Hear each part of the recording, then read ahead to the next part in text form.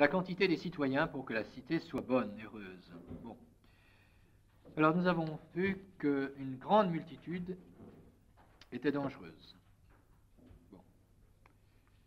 Mais également, le minimum, une multitude trop petite est aussi dangereuse parce que la cité n'a plus le fait d'être suffisante. Donc il y a une multitude déterminée.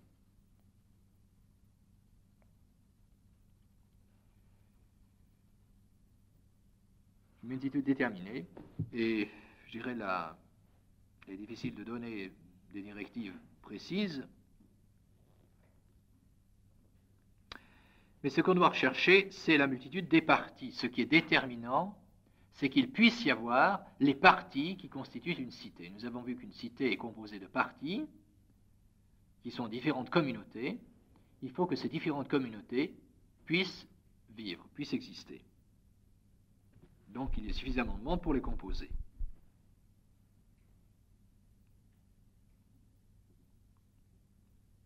Il faut au minimum, bien sûr, qu'elle soit suffisante à elle-même, et au maximum qu'on puisse éviter les dangers. Alors, quels seront les principes qui peuvent permettre de décider? Bon, d'abord qu'elle soit suffisante à elle-même, c'est le minimum.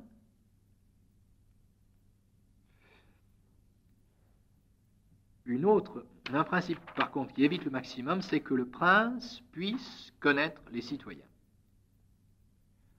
Un des éléments, c'est que le prince puisse connaître les citoyens. Alors, essayons de comprendre ça de manière un peu analogique, pas trop matérielle. Ça ne veut pas dire que dans une cité, chez Aristote, il fallait dire cela purement et simplement. Aujourd'hui, nous pourrions dire autrement. Il est évidemment impossible que le prince d'une cité connaisse individuellement tous les membres de cette cité, dès que la cité comporte déjà, je dirais, quelques centaines de personnes, et en tout cas quelques milliers de personnes. Donc ça nous condamnerait, semble-t-il, à des cités minuscules, ce qui ne semble pas possible. Non. Ce qu'il faut comprendre, c'est que les gens doivent vivre dans des communautés à échelle humaine, où ils puissent se connaître, et où le chef puisse connaître les membres. Vous voyez, c'est cela. C'est-à-dire que dans cet assemblage de communautés, bien, à chaque niveau, il puisse y avoir une connaissance réciproque, et le chef puisse connaître les autres. Bon, je m'explique. Prenez le cas d'une entreprise, eh bien, il faut que dans chaque service, le chef puisse connaître les membres. Il ne faut pas qu'on soit face à une administration anonyme où le chef ne connaisse personne. Il faut qu'il y ait une hiérarchie de communauté de telle manière que des rapports humains, des rapports d'amitié, puissent s'exercer. Ce qui exclut par le fait même des cités où vraiment il y aurait une trop grande distance. Voyez. Il faut qu'il puisse y avoir une certaine unité de la tête de la cité, du prince, jusqu'à certains membres de communauté, jusqu'à certains chefs de communauté. Donc on comprend alors qu'il puisse y avoir des cités qui soient très grandes, mais pour autant qu'il y ait cet organisme, cette multitude d'organismes qui permet les rapports. Voyez. Mais à partir du moment où vous avez une administration purement anonyme et où il n'y a pas véritablement de connaissance du pays par le chef ou par les dirigeants, alors là il y a un danger. Voyez. Il faut qu'à chaque échelon, autrement dit, dans chaque communauté, le chef connaît les membres, et puis dans la communauté à laquelle il se rattache, eh bien, le chef supérieur connaît les chefs subalternes, et ainsi de suite, qu'il puisse y avoir des rapports de connaissance. Que les gens puissent se connaître. Qu'il puisse y avoir, on dirait aujourd'hui, des rapports à échelle humaine. C'est un autre élément.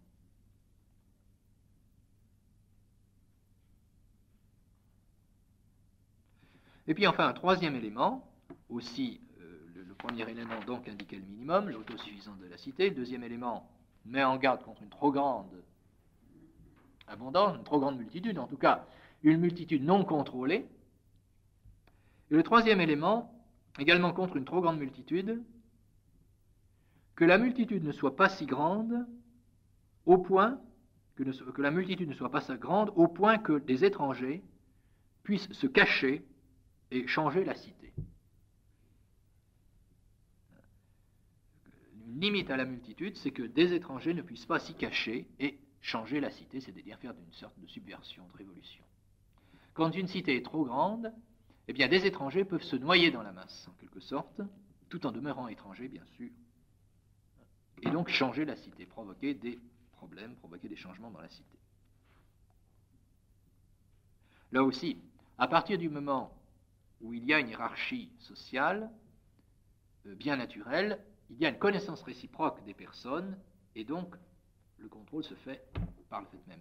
Quand vous avez, alors l'exemple, le contre-exemple affreux, c'est précisément les mégapoles, c'est-à-dire les villes modernes. Les grandes villes modernes, vous comptez des millions d'habitants, mais vous avez une municipalité, donc une administration municipale, qui est face à des centaines, des millions de personnes. Elle ne connaît pas, à moins que la cité soit organisée en quartiers, etc. Mais c'est autre chose à ce moment-là. Mais si vraiment vous avez une cité moderne centralisée, de plusieurs millions d'habitants, vous avez vraiment l'anonymat, et c'est incontrôlable, c'est ingouvernable.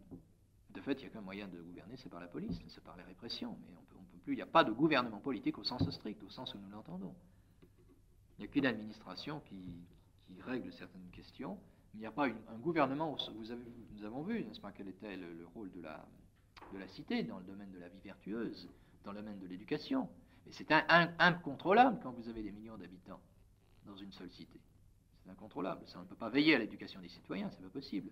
La seule chose qui reste, c'est la répression. La police, et quand la police n'est pas là, c'est l'anarchie. C'est tout. Donc vous avez l'insécurité, évidemment. Et c'est ce qu'on voit de nos jours. L'insécurité dans les villes. Donc ces villes, alors surtout, bon, dans nos pays, c'est grave, mais c'est encore beaucoup plus grave dans certains pays du tiers-monde, où vous avez vraiment une désertification, tous les gens se ruent sur la ville, vous avez des mégapoles énormes, avec des pays qui ne sont pas du tout développés au plan de l'éducation et de la science politique. Alors c'est une catastrophe. C'est ingouvernable, et forcément vous avez la criminalité, et l'immoralité, tout ce que vous pouvez imaginer.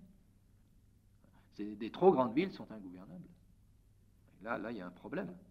Il y a un problème réel. Alors on dira, mais c'est l'économie moderne qui veut ça. Ben oui, mais il serait peut-être temps de se rendre compte que ce système économique n'est pas convenable.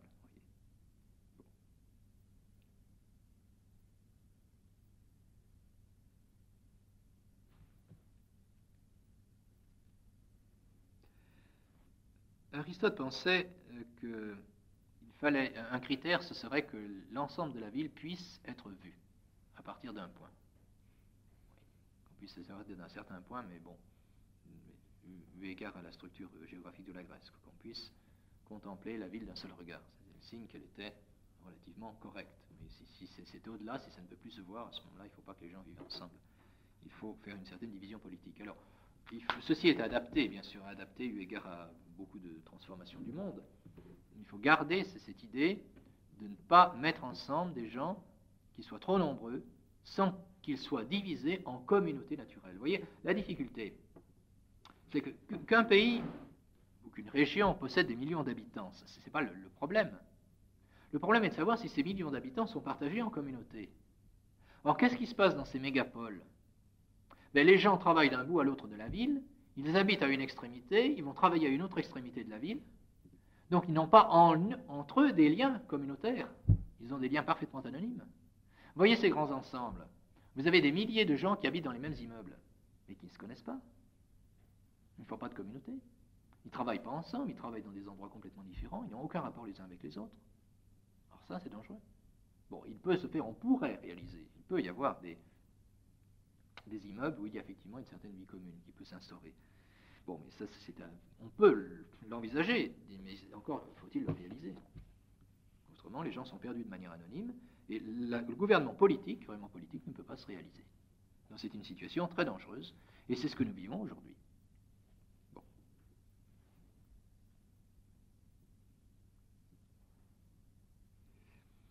Conséquence aussi des rapports de la personne à la cité et de ces différentes communautés, c'est l'inégalité. J'en ai déjà parlé, mais je vais en parler de manière plus concrète, plus précise.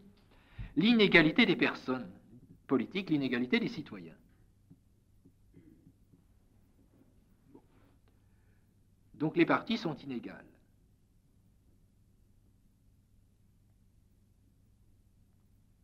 La différence des communautés entraîne une différence des citoyens.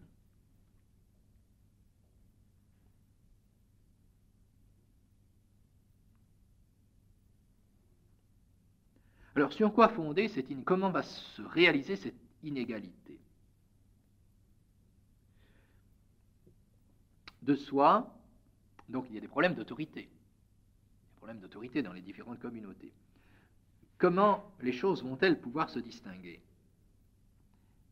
Il faut partir du principe que, de soi, le moteur est plus excellent que le mu. C'est un principe de physique, principe fondamental de toute philosophie. Le moteur est plus parfait, plus excellent que le mu.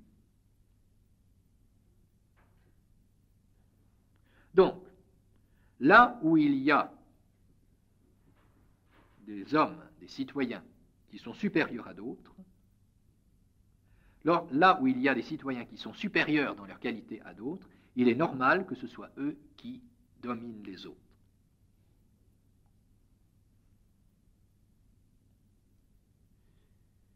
Là où il y a des citoyens qui sont supérieurs à d'autres, il est normal que ce soit eux qui dominent les autres. Alors bien sûr, cette excellence doit être jugée selon tout un ensemble de choses.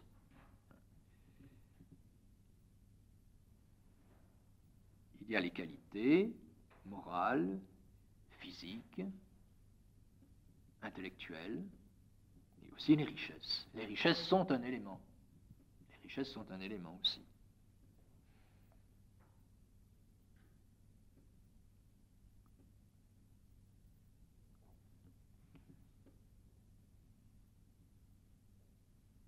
Bon, dans une science politique, en général, on ne peut pas donner plus d'indications.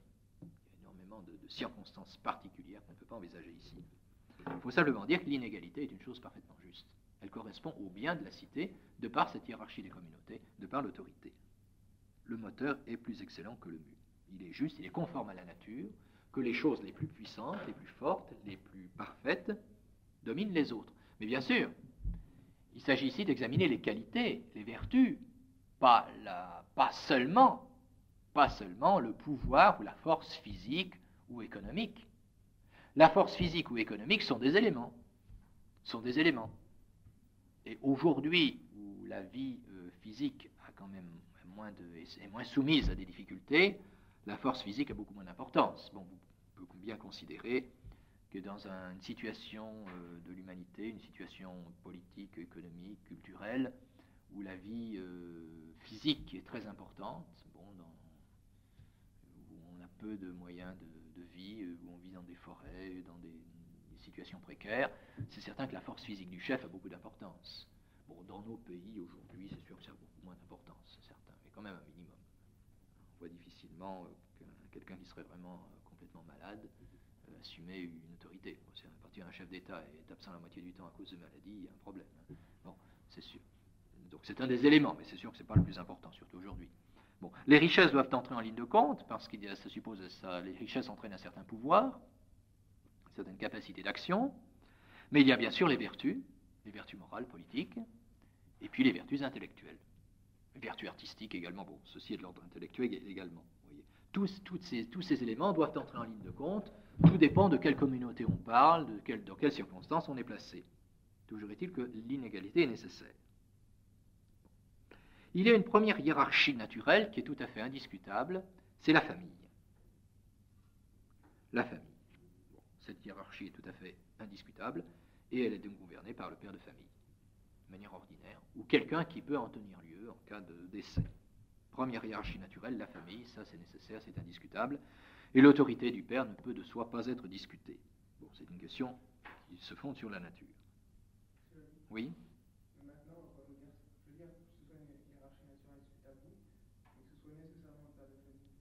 Alors, de par la nature, c'est le père de famille qui a, on en parlera plus tard, mais c'est le père de famille qui a de soi, quant à la stricte nature. Donc, per se, disons, c'est le père de famille qui a les qualités.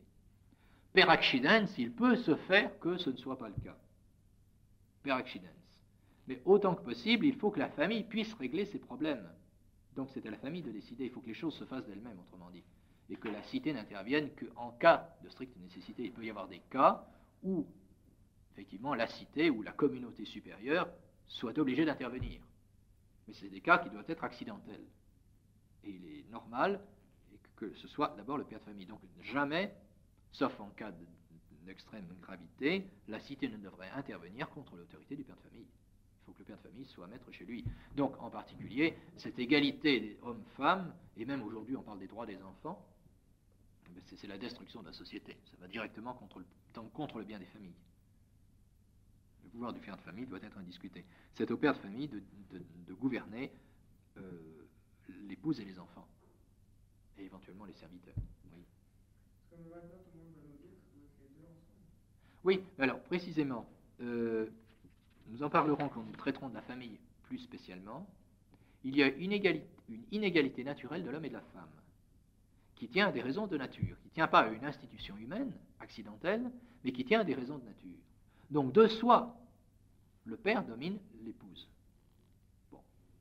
Il peut y avoir accidentellement des situations qui sont différentes, et qui sont plus ou moins modérées. Maintenant, reste à savoir comment il doit dominer, et c'est là qu'on doit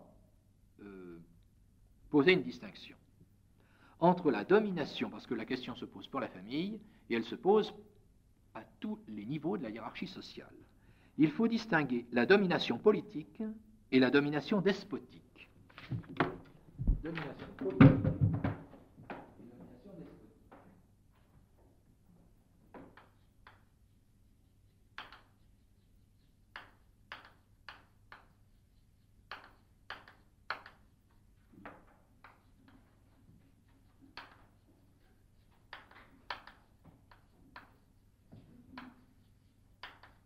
Quelle est la différence?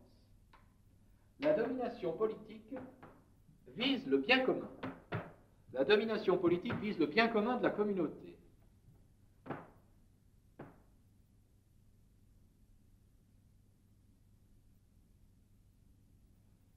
Donc l'inférieur jouit du bien commun.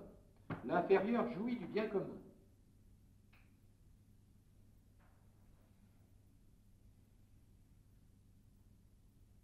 Il est maître de ses actes sous l'influence du supérieur.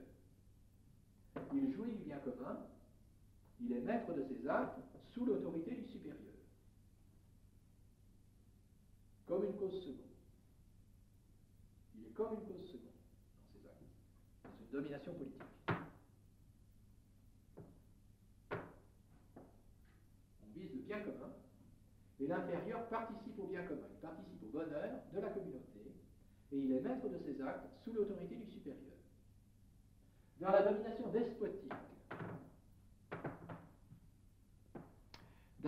despotique, on vise non pas le bien commun, mais le bien du maître.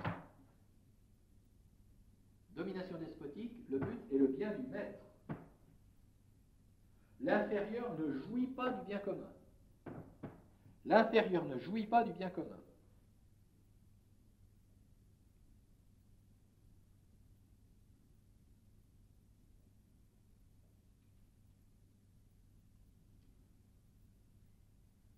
L'inférieur ne jouit pas du bien commun. C'est le bien du maître, uniquement. Et il n'est pas maître de ses actes. Il n'est pas maître de ses actes, et donc il est comme un instrument. Bon, comme un instrument, c'est ce qui serait à nuancer.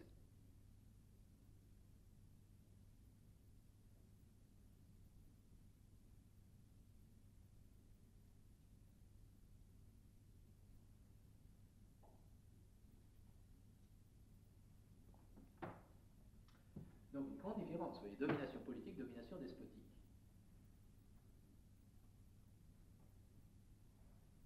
Alors, celui qui est l'objet de la domination despotique, eh bien c'est l'esclave. C'est l'esclave, effectivement. Parce que l'esclave est pour le bien du maître, il n'est pas pour le bien commun, il n'atteint pas le bien commun. Il est au service du maître. Il ne jouit pas du bien commun, il est comme un instrument.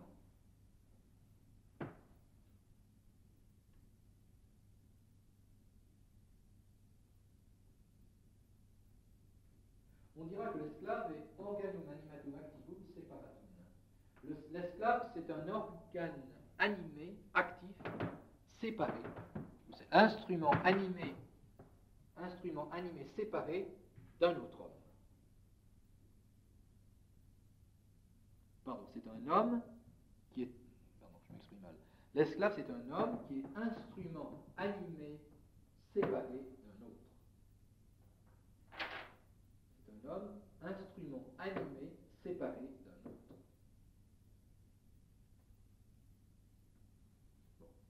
C'est-à-dire que c'est un homme d'abord, bien sûr, mais il est instrument séparé. Il est l'instrument d'un autre homme. Il est l'instrument d'un autre homme, mais c'est un instrument animé. Bon, c'est pas un outil, c'est pas une machine, c'est pas un animal, c'est un homme. Mais c'est quand même un instrument. Donc ce n'est pas du tout la même chose. Ce n'est pas du tout la même chose. La domination politique, l'autorité politique, la domination d'un supérieur sur un inférieur, et la domination despotique sur les esclaves. Ce n'est pas du tout la même chose. Alors dans une cité, on peut trouver les deux. Les deux types.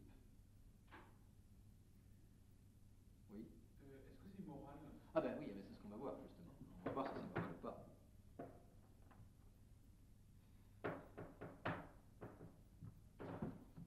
Alors, justement, c'est là qu'il y a une différence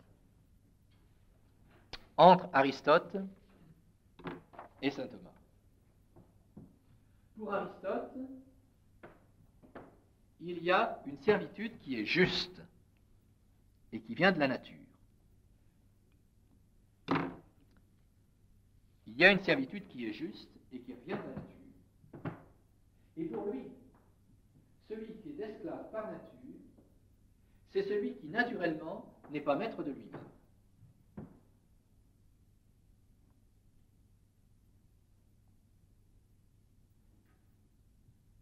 Pour Aristote, je ne dis pas que c'est la doctrine de Saint-Thomas, pour Aristote, il y a les hommes qui sont esclaves par nature. En quel sens?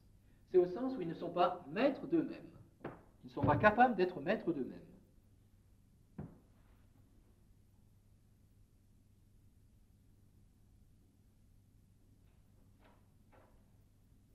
Il y a des gens qui sont esclaves par nature. Qu'est-ce que c'est qu'un esclave par nature? Et c'est quelqu'un qui n'est pas maître de lui-même, qui n'est pas capable de se diriger lui-même, autrement dit.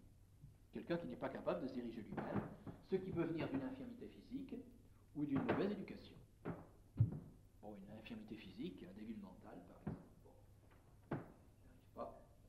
Ou bien alors, quelqu'un qui a été vraiment très mal élevé et qui ne peut pas être maître de lui-même. Notez, ça va beaucoup plus loin, c'est pas seulement la débilité mentale, c'est que vous avez des gens qui sont capables de travailler, qui sont capables de faire un certain métier, mais si vous les laissez à eux-mêmes, ils n'arrivent pas à gérer leurs affaires. Ils n'arrivent pas à gérer leurs affaires, ils dépensent tout, ils ne s'organisent pas, alors ils dépensent tout leur argent, alors ils se mettent à voler pour pouvoir manger, ils sont incapables de s'organiser. Des gens qui sont comme ça. Ça peut venir d'une raison physique, ça peut venir aussi d'une éducation déplorable. Ils n'ont pas été élevés par leur famille, ils ont été, comme on dit, certains qui sont nourris par leurs parents, mais qui sont élevés. Alors, par faute d'éducation, ils sont incapables de se diriger eux-mêmes. Incapables de se diriger eux-mêmes, donc ils peuvent travailler, ils peuvent être d'habiles artisans éventuellement, mais on ne peut pas leur faire conscience pour vivre dans la société. Bon, c'est cela l'esclave par nature. Alors, cette servitude naturelle peut être plus ou moins profonde. C'est-à-dire qu'il y a des personnes qui peuvent être vraiment incapables, et d'autres qui sont plus ou moins capables. Plus ou moins capables. Bon. Et alors, Aristote ajoute aussi qu'il peut y avoir une certaine justice également comme châtiment. Ça peut être une peine éventuellement. Ça peut être une peine que d'être esclave pour quelqu'un qui a fait des fautes, ou alors éventuellement des prisonniers de guerre. Les prisonniers de guerre peuvent être esclaves. En ce sens-là, c'est juste. C'est parce que la guerre est juste. Admettons que la guerre est juste. Bon, c'est une sorte de punition collective, et ils sont esclaves. Bon, pour Aristote, c'est normal. Pas de problème. Bon. Lui, Aristote vise le bien commun de la cité. Donc, dans la cité, il y a des esclaves. C'est une chose normale.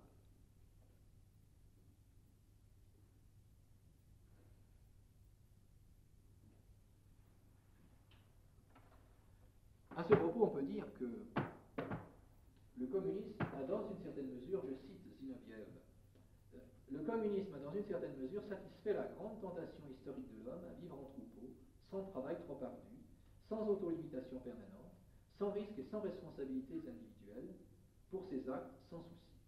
simplement possible avec un minimum de besoins élémentaires garantis. Le communisme éduque les gens à l'esclavage. Celui qui a vécu dans le communisme se retrouve par éducation en quelque sorte un esclave naturel. On pourrait d'une certaine manière donner raison à Aristote, ça existe des gens qui sont esclaves naturellement. Des gens qui, de par le fait qu'ils ont été pris en charge par l'État communiste et que tout était régi par l'État et qu'on avait de raison de travailler que dans la mesure où on était contraint, eh bien ils ont pris une mentalité d'esclave. Ils ont pris une mentalité d'esclave. Oui. Et puis il y a des gens qui ont cette mentalité-là, et de plus en plus, la mentalité de nos contemporains, c'est une mentalité d'assister. C'est bien clair. D'ailleurs, nous avons vu un reportage qui avait été fait par nos confrères qui avaient été en Albanie il y a quelques années, donnait l'état moral de la population. Ça donnait l'impression qu'ils étaient incapables de prendre leurs responsabilités. On attendait tout. On rencontre des gens comme ça, de plus en plus aujourd'hui, qui sont incapables d'assumer des responsabilités, de se diriger eux-mêmes. Il faut tout leur dire, tout leur faire. Des assistés complets. Bon, et malheureusement, on rencontre parfois des jeunes qui sont comme ça. Un des problèmes souvent qu'on rencontre dans les camps de jeunes, c'est qu'on rencontre des jeunes qui ont eu une mauvaise éducation, même dans des familles traditionnelles, c'est pas garanti, et qui en fait sont des gens des assistés. Je dirais même parfois que c'est l'impression qu'on a eue avec certaines premières années ici. Alors, les gens ont une mentalité d'assister des bébés. Il faut tout leur dire, tout leur faire. Des esclaves naturels. Bon. Alors, l'opinion d'Aristote, c'est qu'en conséquence de quoi, eh bien, l'esclavage est une chose parfaitement juste. Voilà. Ce qui est injuste, c'est que des hommes soient réduits en esclavage de manière injuste, par violence. Alors ça, oui, Aristote aussi sera contre l'esclavage violent, c'est-à-dire rendre esclaves des gens qui ne le sont pas naturellement ou qui ne l'ont pas mérité. Ça, d'accord, ça c'est injuste. Mais si des gens l'ont mérité par des peines, ou bien parce qu'ils le sont naturellement, sont esclaves, c'est une chose normale. Bon, voilà ce que dit Aristote. Alors, que va dire saint Thomas?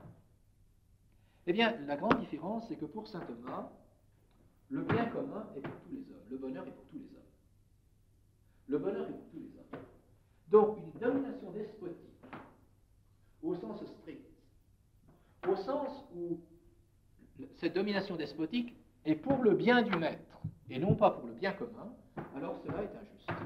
Ce n'est pas possible. On ne peut pas admettre une domination despotique, au sens strict. Ce n'est pas possible. Parce que le bonheur est pour tous les hommes.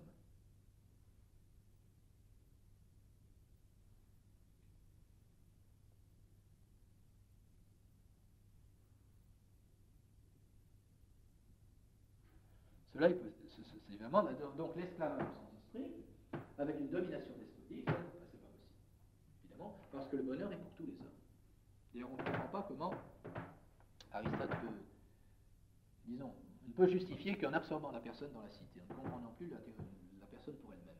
Alors, de fait, bon, il y a des gens qui sont dans la cité matériellement, sans en être véritablement, et qui sont des esclaves. Bon.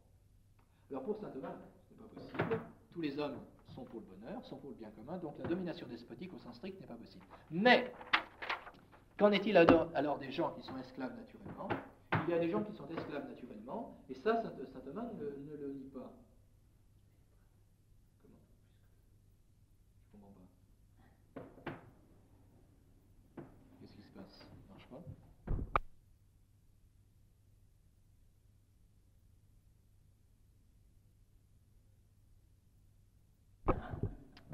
Oui. Donc, alors, il y a des... Alors, qu'est-ce qu'il faut dire?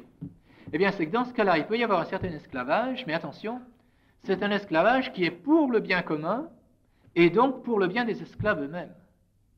C'est-à-dire qu'il est de l'intérêt de ces esclaves, il est de l'intérêt de ces hommes, qu'ils soient sous une domination despotique. Mais c'est pour leur bonheur. Parce qu'il y a des gens qui, naturellement, ne sont pas capables de vivre, ne sont pas capables de se conduire. Alors là, oui, dans ce cas-là, c'est possible. C'est pour leur bonheur qu'on fait cela. Et cela n'est possible que, et convenable, que s'il peut naître une amitié entre le maître et l'esclave. Cela n'est possible que s'il peut naître une amitié entre le maître et l'esclave. Oui. Alors ça, c'est possible. Un tel esclavage est possible. Vous voyez, ce n'est pas l'esclavage au sens strict. C'est un esclavage qui est évidemment incompatible avec le commerce des hommes. Ça, c'est pas possible. Non, ce qui serait possible, ce qui est concevable, qui a existé, ce sont des personnes qui sont au service d'une famille et qui restent toute leur vie dans cette famille, complètement sous cette dépendance, et puis qui participent au bonheur de la famille à leur niveau, mais qui n'ont pas le droit, évidemment, d'en sortir, et c'est leur intérêt qui sont des assistés, si vous préférez, qui sont des assistés. Alors en fait, on a ça aujourd'hui, seulement c'est l'État qui s'occupe de cette assistance, donc c'est en fait une catastrophe, n'est-ce pas? On prétend que ces gens-là sont libres, en fait ils ne le sont pas, et ils sont dans une situation qui n'est même pas dans leur intérêt, voyez. Oui. Pour les cas des prisonniers de guerre. Oui. Alors là aussi, saint Thomas n'en parle pas, mais je ne pense pas qu'on puisse admettre on peut admettre un certain... Bon, qu'il puisse y avoir des prisonniers de guerre, et que ces prisonniers de guerre soient employés, de manière à participer, à compenser, n'est-ce pas, disons, certaines choses pour la cité, qui a vaincu, ça c'est normal. L'esclavage au sens strict et de manière perpétuelle, ça je ne pense pas qu'on puisse l'admettre non plus, vous voyez. Non, ce qui est admissible, c'est qu'effectivement, des personnes incapables soient plus ou moins liées à une famille ou à une société ou à une communauté de manière permanente et de manière au sens où effectivement il y aura une certaine domination despotique parce que ces personnes ne sont pas maîtres de leurs actes, elles ont besoin qu'on les dirige. Bon. Alors ça peut être rendu nécessaire. Ça peut être rendu nécessaire dans une société. Bon. Et alors, évidemment, on se demande quand on voit certains pays, soit qu'elles sortent du communisme, soit que ça sorte d'autres raisons, où la population est complètement détruite au plan de l'éducation, il n'y a pas une certaine nécessité, il n'y aura pas une certaine nécessité d'une certaine domination despotique en ce sens-là, évidemment. C'est un peu l'illusion de s'imaginer que les gens sont libres et adultes alors qu'ils ne le sont pas. Ça peut être leur intérêt si on veut éviter le gaspillage dans ce pays. Il y a des gens qui ne sont pas capables d'assumer leurs responsabilités. Oui. Mais normalement, si l'esclavage est bien fait, de par l'éducation reçue sous la domination despotique, on devrait normalement aboutir à la disparition de l'esclavage. Oui. L'éducation vient par la famille.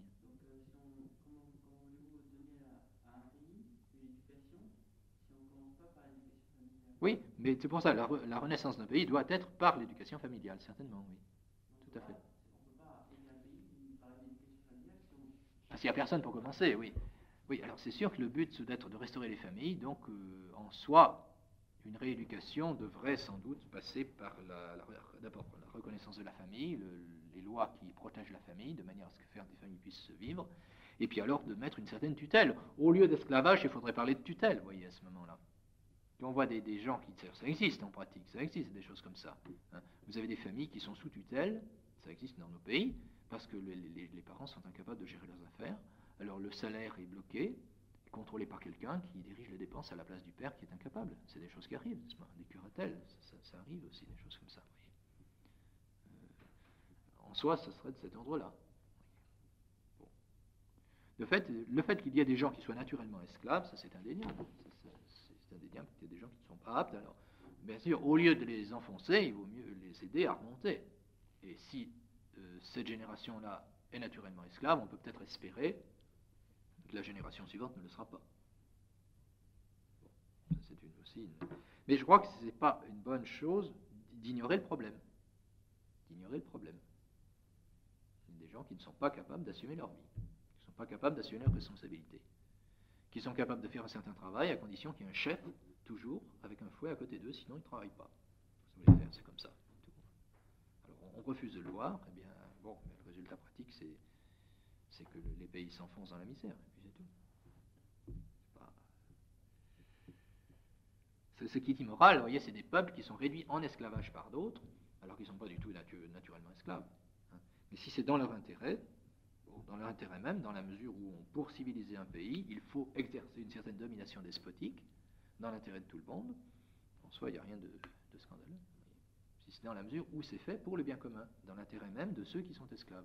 Donc, ils ne sont pas vraiment esclaves au sens de l'Antiquité, bien sûr. Ça suppose, là aussi, l'intégration dans une certaine communauté. Alors, de fait, dans la pratique, vous voyez, Dans les temps modernes, oui, dans les temps modernes, il existait des esclavages qui sont inadmissibles. Vous voyez, des lois qui permettaient des ventes de personnes, des déplacements, destruction de famille, au contraire, puisqu'on pouvait vendre les enfants, les parents différemment. Oui, ça c'était une chose qu'on ne peut pas admettre. Maintenant, il a pu se réaliser aussi des cas où des esclaves étaient plus ou moins intégrés à la famille et ne s'en trouvaient que mieux. C'est ce qui se passait dans ce qui s'est passé parfois, disons, au sud des États-Unis. Bon, vous aviez effectivement des cas qui étaient tout à fait scandaleux, et puis d'autres cas où les esclaves étaient intégrés à la famille, à leur niveau, et finalement ne s'en portaient pas plus mal, bien au contraire. Voyez. Donc tout dépend de la manière dont les choses sont faites. Il faut bien distinguer la domination despotique de la domination politique, et dans cette domination despotique, il faut distinguer celle qui est strictement despotique et qui est injuste, effectivement, et puis une certaine domination despotique qui, en fait, favorise le bien commun.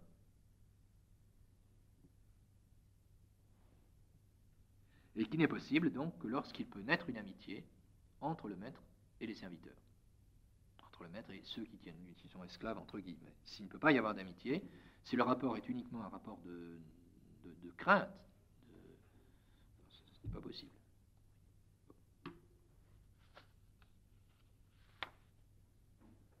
Oui. On appelle les débiles mentaux de leur famille, ils les mettent dans des maisons, c'est juste.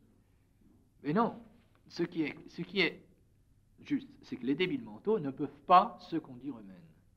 Donc les laisser libres de faire comme ils veulent, alors qu'ils ne sont pas véritablement libres, non, cela n'est pas possible. Maintenant, dans quel cadre les débiles mentaux seront-ils le mieux dirigés pour leur bien et pour le bien de la communauté? Il me semble que c'est dans leur famille, justement. Oui. Et quand on voit donc, ça arrivé dernièrement, de permettre à deux débiles de se marier ensemble, et puis donc, puisqu'il y a des risques après pour les enfants, ils stérilisaient la jeune femme. Oui, évidemment, c'est injuste, évidemment. Bon, d'abord, vous avez une action contre nature. Et puis là, bon, il y a deux solutions. Soit ils ne sont pas trop débiles et on peut autoriser la famille, pour autant que cette famille soit sous tutelle, ou bien ils sont vraiment franchement débiles, et dans ce cas, il faut interdire la famille. Il faut leur interdire de se marier, tout simplement. Ah ben oui, il y a des gens qui sont inaptes au mariage, c'est bien possible. Hein. Il y a des gens qui sont inaptes à la fondation des familles. Il n'y a pas que les débiles mentaux qui sont inaptes, d'ailleurs. Hein. Il y a beaucoup de gens qui sont... Ah, je pense le bien commun de l'Église, le bien commun de la cité peut requérir éventuellement à des gens d'interdire certaines personnes le mariage, c'est possible. C'est possible en soi. Mais là, comme le mariage est aussi une institution d'Église, là, il y a un problème d'intervention de l'Église qui doit jouer, oui. Même pour la famille elle-même, parce que les enfants seront mal éduqués. Oui, bien sûr, oui, c'est ça l'intérêt commun, l'intérêt de la famille elle-même peut requérir une interdiction de mariage. D'ailleurs, en fait, pour des raisons physiques, c'est bien le cas. Vous avez au minimum les empêchements de mariage pour des raisons de consanguinité, ça existe quand même aussi, hein. Voyez. Maintenant, aller plus loin, bon, c'est des questions d'institution, mais là, l'Église doit intervenir puisque le mariage est une institution d'Église. Bon, il y a un cas tout à fait concret. On comprend très bien que des réfugiés politiques dans un pays, qui sont donc des étrangers en présence temporaire, en principe, est une interdiction au mariage. Parce que, d'ailleurs, je crois en Suisse, il y a une loi qui est comme ça. C'est parfaitement légitime. Parce que ça nuit au bien commun s'il y a un développement d'une population étrangère. Voyez, puisque là, ce n'est pas leur présence dans le pays, disons, provient non pas d'une situation d'injustice, mais d'une situation d'accueil. On a accueilli ces gens qui étaient fugitifs. Bon, mais la cité ne doit pas mettre son bien commun en cause à cause de la réception des réfugiés. Donc qu'elle mette des limitations au développement des familles, c'est normal. Là. Pour des moyens justes, c'est entendu, mais c'est tout à fait légitime. Bien. Oui, et donc il faut bien maintenir le principe de l'inégalité, hein, qui vient de la différence naturelle des gens, de la manière dont ils sont nés différemment.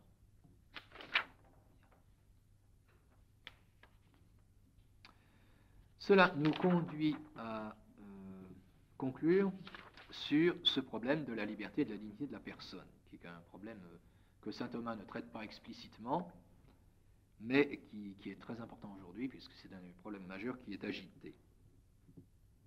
Bon. Nous avons vu que le libre arbitre, c'est la volonté, en tant qu'elle est maîtresse, des actes de la personne. La volonté en tant qu'elle est en puissance et qu'elle est maîtresse des actes de la personne. Or, La personne ne peut pas agir, on s'entend bien moralement, humainement, sans une communauté, ni en dehors d'une communauté. La personne ne peut pas agir sans une communauté, ni en dehors d'une communauté. Elle ne peut agir que dans une communauté.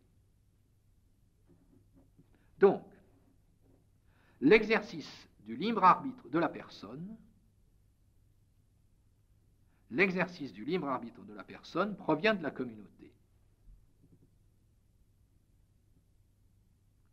L'exercice de libre arbitre de la personne provient de la communauté.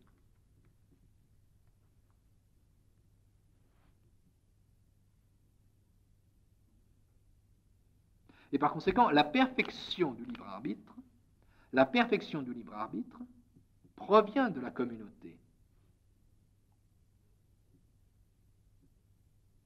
La perfection du libre arbitre provient de la communauté et n'est pas, bien au contraire, la négation ou l'indépendance de la communauté. Donc la perfection du libre arbitre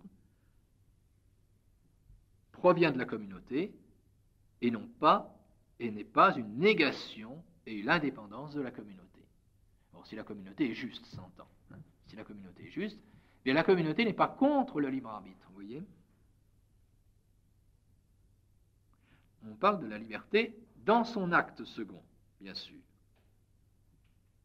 Non pas la volonté elle-même, c'est une faculté qui vient de la nature humaine elle-même, mais l'exercice même du libre arbitre provient de la communauté.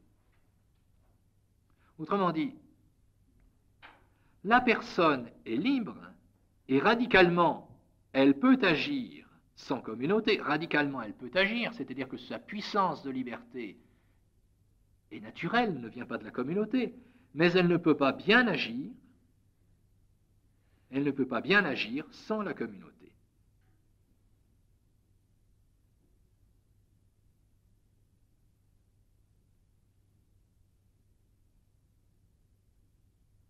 Elle ne peut pas bien agir sans la communauté. Et alors on peut illustrer cette conclusion par des exemples tirés des différents domaines de la vie humaine.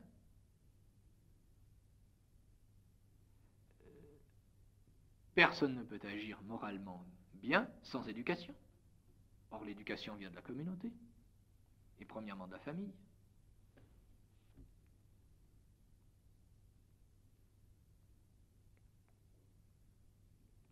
Un artiste ne peut bien réaliser son œuvre que s'il a été formé par un maître.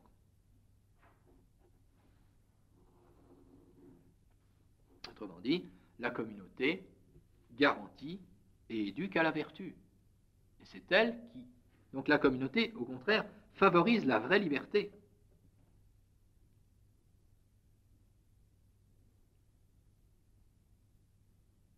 La liberté, en tant que puissance, est indéterminée.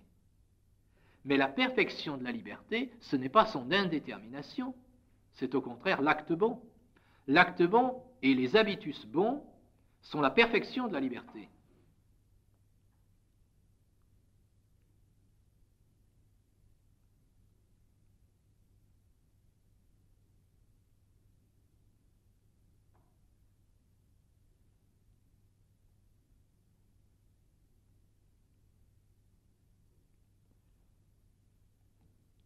La perfection de la liberté n'est pas l'indétermination, mais au contraire l'acte bon et les habitus bons. Autrement dit, la liberté, la personne et sa liberté, ce qui va ensemble, la personne et sa liberté, d'une part, et la communauté, d'autre part, sont causes réciproques l'une de l'autre. La personne et sa liberté, d'une part, et la communauté, d'autre part, sont comme la matière et la forme.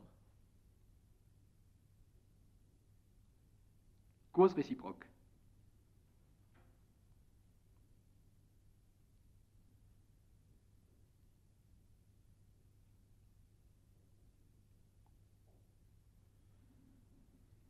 La liberté, en définitive, dans son exercice, la liberté au sens essentiel et ontologique, c'est autre chose, mais la liberté dans son exercice appartient à la personne politique et non pas à la personne absolue. la liberté, dans son essence, est à la personne absolue, mais la liberté dans son exercice appartient à la personne politique, c'est-à-dire à la personne qui vit en communauté.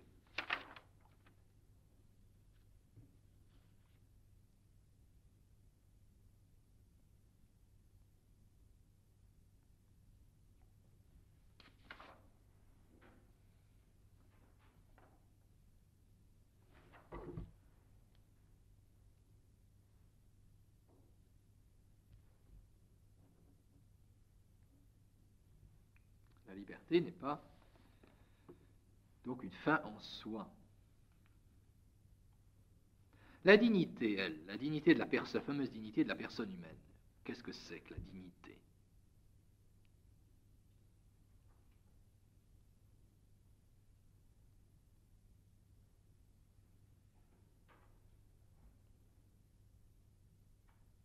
La dignité dans l'ordre de l'agir, la dignité au sens de l'action, de l'agir humain, c'est la perfection de l'action, c'est la perfection de l'agir.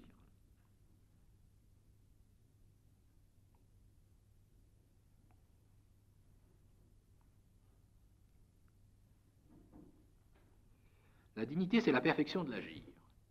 Or, l'agir humain est personnel en tant que la personne est ordonnée à sa perfection particulière. Or, l'agir humain est personnel en tant que la personne est ordonnée à sa perfection particulière.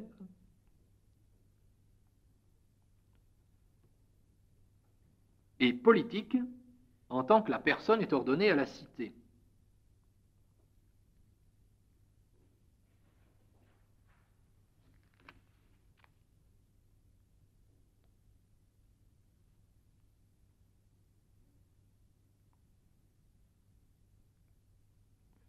Donc la dignité est la perfection de l'agir. Or, l'agir humain est personnel en tant que la personne est ordonnée à sa perfection particulière.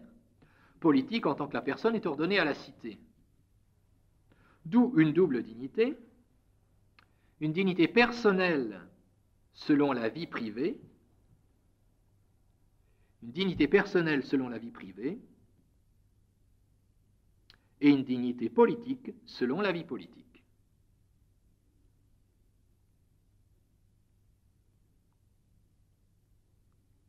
Et une dignité politique selon l'activité politique, selon la vie politique. La première étant ordonnée à la seconde, la première étant inférieure à la seconde, bien sûr.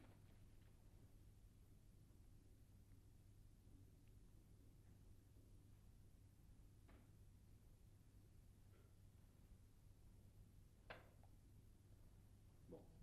Et donc les personnes seront plus ou moins dignes selon la perfection de leur vie politique.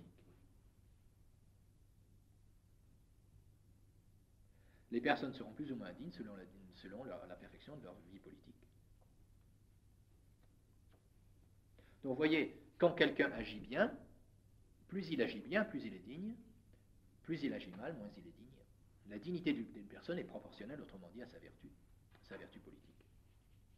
Donc différentes dignités dans la hiérarchie sociale, et puis des gens plus ou moins dignes, voire indignes, si leur agir moral est mauvais. Il n'y a pas de dignité absolue, de dignité. Et les hommes sont égaux en dignité, c'est pas vrai. Ils sont égaux en dignité essentielle quant à leur être, mais quant à leur agir, la dignité d'action, ils sont bien inégaux parce qu'ils agissent de manière différente.